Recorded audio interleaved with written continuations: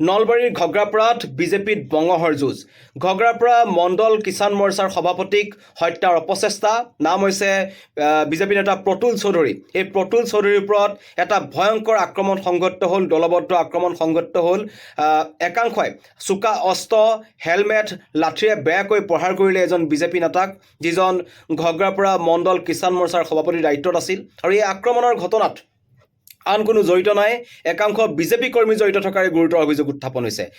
মণ্ডল বিজেপিৰ উপসভাপতি আৰু বুথ সভাপতিৰ বিৰুদ্ধে এই আক্ৰমণৰ অভিযোগ। তেখেতক প্ৰাণে মৰাৰ চেষ্টা কৰিছিল প্ৰতুল চৌধুৰীক, আৰু আক্ৰমণৰ মাজৰ পৰা হাতে হাতে চোকা অস্ত্ৰ, হেলমেট, লাঠিৰে প্ৰহাৰ কৰি থকাৰ মাজতেই কোনোমতে সেই স্থানৰ পৰা পলাই নিজৰ প্ৰাণ ৰক্ষা কৰিবলৈ সক্ষম হৈছে এজন প্ৰতুল চৌধুৰীয়ে।